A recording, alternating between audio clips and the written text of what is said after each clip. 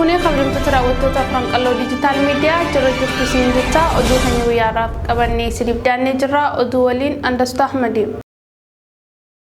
ajjechaan gocha gara jabina raayyaa ittisa biyyaatiin namoota nagaa irratti deemaa jiru Oromiyaa kutaalee garagaraa keessatti hammaatee itti fufee jira jedhame adda bilisummaa Oromoo kanaan wal qabatee ibsa baasee jira bal'ina oduu kanaa kan isinitti himu Obsaa Dudaani.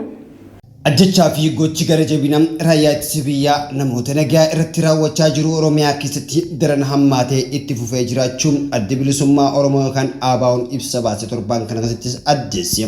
Oromiyaa keessatti ajjechaa fi gochi gara jabina raayyaa ittisa biyyaatiin namoota nagaa irratti raawwatamu daran hammaatee itti fufee jiraachuu ibsi adda bilisummaa Oromoo kan ABO ibsa gaafa fulbaana 9/2023 baaseen ibseeti jira.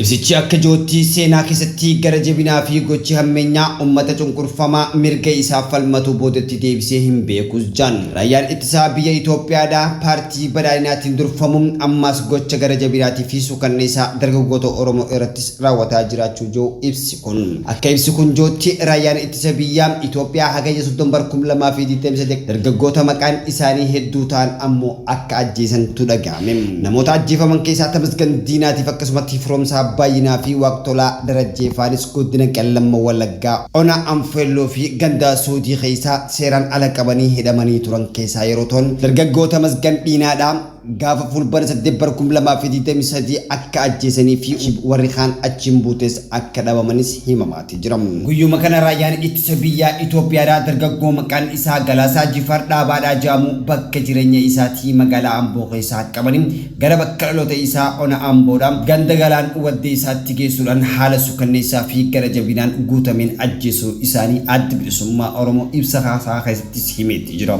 Gaafuma kana bakka armaan olitti eerame kanatti yeroo lammaffaadhaaf dargaggeessa umriin isaa waggaa 17 ta'e Incaalaa Taayyee ajjeefamuu jedhamuudhaan haala gara jabinaa fi guutameen akkasumatti illee haala suukanneessaadhaan ajjeefamuu jechuudhaan ibsa isaa keessatti eereeti jira.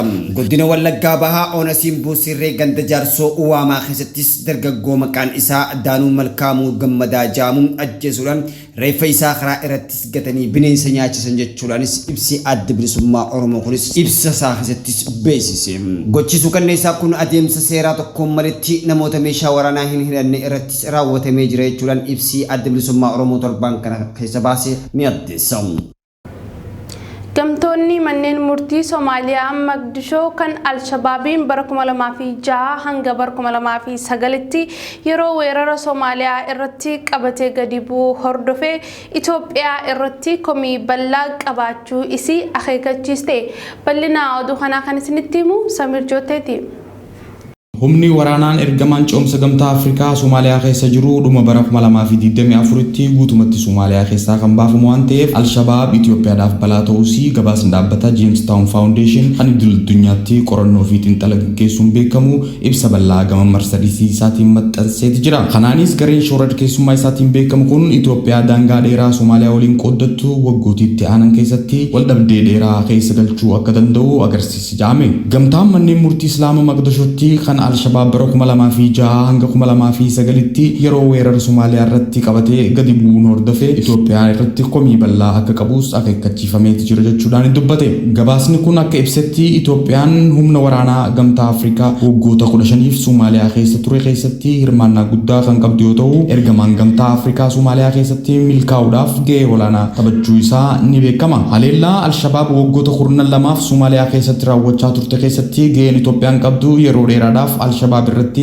xiyyeeffannaa akka taatu taasifameera jedhame. Jibbii gareen hidhattootaa kun Itoophiyaa irratti qabdu dabalaa jiraachuutu eerame. Humni ergamaan coomsa gamtaa Afrikaa ji'a waxabajjii dabree loltoota 22,000 Soomaaliyaa keessaa 2,000 baaseeti ture.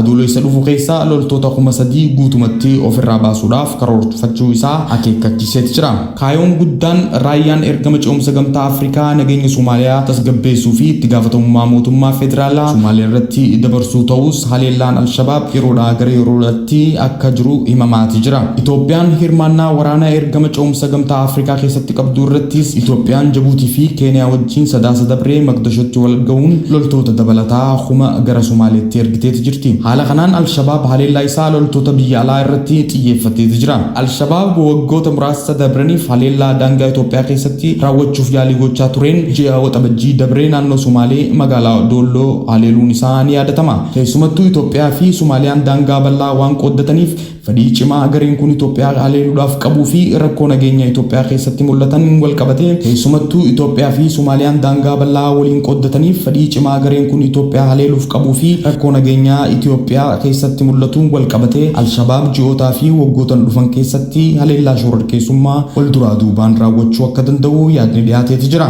Naannoo baha Afrikaatti balaa guddaa kan ta'e gareen shororkeessaan maqaa Islaamaatiin socho'u kun haleellaa hamaa raawwachuun du'a lammiilee Somaaliyaatiif sababa ta'uu isaarra dabree akkasumatti illee sodaa baha Afrikaa tahaa deemuun yaaddoo guddaa taachuun eerameeti jira.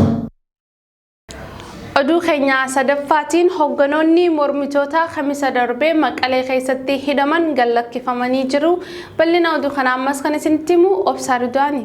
hiriira nagaa magaalaa Maqalee keessatti Khamisa dabree qaaqmee lama barkum lamaa fi 15 akka lakkoofsa Itoophiyaatti gaggeeffamee ture irratti itti fufuudhaan hidhamanii kan turan hooggantoonni paartii afur hiikamanii jiraachuunis dhaga'ame. Hiriirri kun humnoota nageenyaatiin addaan kan faca'e yeroo ta'u hooggantoonni paartii fi namoonni nagaa kanneen hiriira kana irratti hirmaatan reebamuu fi hidhamuun isaanii gabaasuunis ni yaadatama. Hooggantoonni paartiilee hidhaman keessaa durataan paartii Areenaa kan ta'an obbo Admaanuu Gabrasillaaseedha. Sababa hiriira kanaatiin namoonni 150 ol hidhamanii akka turan ibseeti jira. Gaafa jimmata hooggantoonni paartii arfaanii mana murtii qaadamaayaa wayyaannee jaamuu kan Maqalee durattis dhiyaatanii turan.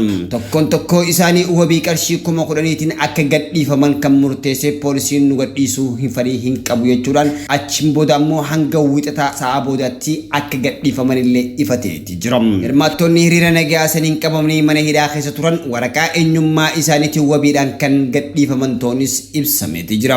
Ajajaan waajjira poolisii kan magaalaa Maqalee Koomandar Waldaa Bu'aacuun torban dabree saba himaadhaaf ibsa kenneeti ture. Lakkoofsi namoota hidhamanii 49 qofa kan jiran kana malees poolisiin miidhaa tokko malee hiriira seeraan alaatis kan addaan bittinneessa ta'us ibseeti jira. Garuu hooggantoonni paartiilee mormitootaa namooti hooggantoota paartiidhaa kan hidhamaniin alatti miseensonni keenya hedduun hidhamanii mana hidhaa keessattis kan hin beekamne jiraachuu danda'a jechuudhaanis dubbachaati jiran. Akka tilmaamaatti namoota 150 ol akka hidhamanii jiran ibsi paartii Raabees ni addeessa. Oduu keenya xumuraatiin oduu biyya alaa Liibiyaatti balaa lolaa roobaa guddaa mudateen hanga ammatti lubbuun namoota 2,300 olii darbuu fi namoota 10,000 ol achi buuteen isaanii dhabamuun himame. Rooba cimaa bubbee makatee biyya kaaba Afrikaa naannoo Makribii keessatti argamtu Liibiyaa bahaatti guyyaa kaleessaa roobe hordofuun hidhannoon gurguddaan naannichatti argaman lama diigamanii lolaa uumameen hanga ammatti lubbuun namoota 5,300 ta'an kan darbe ta'uun barame. Kanneen lakkoofsi isaanii 10,000 ol ta'an ammoo eessa akka bu'an hanga ammatti wanti beekame akka hin jirre gabaafamee jira. Magaalonni biyyattii kanneen akka Bengaazi, Albaida, Almarjiif daran balaa lolaa kanaan akka miidhamtu himame. Egaa kabajamtoota daawwattoota Faranqalloo Digital Media qophiin keenya isaa gammachuu hordoftan kana qophiilee keenya afaan waliin turtii gaarii isiniin jechaa gama kiyyaan nagaatti.